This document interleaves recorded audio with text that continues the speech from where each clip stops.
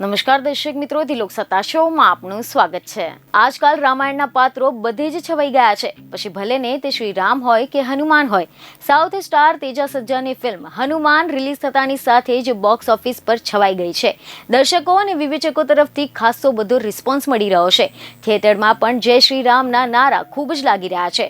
Box office પર પણ મૂવીએ ડંકો વગાડી દીધો છે, પરંતુ હવે આ બધામાં નિર્માતાઓની સૌથી વધુ પ્રશંસા થઈ રહી છે, કારણ કે એવા ખબરો મળી રહી છે કે તેઓએ અયોધ્યા રામ મંદિરના નિર્માણ માટે ફિલ્મમાંથી વેચાયેલી દરેક ટિકિટમાંથી ₹5 દાન આપવાનો નિર્ણય કર્યો હતો અને આ એલાન બાદ આ ફિલ્મ ખૂબ જ સુપરહિટ થઈ ગઈ છે।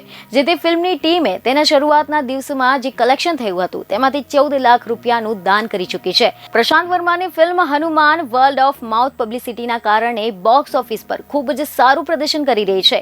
મીડિયા રિપોર્ટ અનુસાર આ ફિલ્મમાં તેજા સજ્જા, અમૃતા અય્યર, વરલક્ષ્મી શરદકુમાર, વિનય રાય, રાજદીપક શેટ્ટી, વેનેલા કિશોર છે।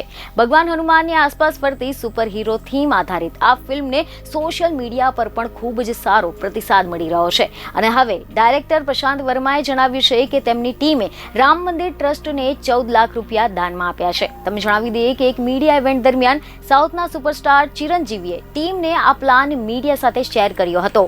તો ડાયરેક્ટર પ્રશાંત વર્માએ આપેલા ઇન્ટરવ્યુમાં જણાવ્યું કે અમારા નિર્માતા ખૂબ જ ધાર્મિક વ્યક્તિ છે। એક સમુદાય તરીકે પણ અમે તેલુગુ લોકો અથવા દક્ષિણ ભારતીયો ખૂબ જ સમર્પિત અને એક રીતે અંધશ્રદ્ધાળુઓ છીએ। તેથી આપણે વિચારીએ છીએ કે જો આપણે જે માંગ્યું છે તે થશે તો આપણે આગળ વધીને કંઈક સિદ્ધ કરવું પડશે।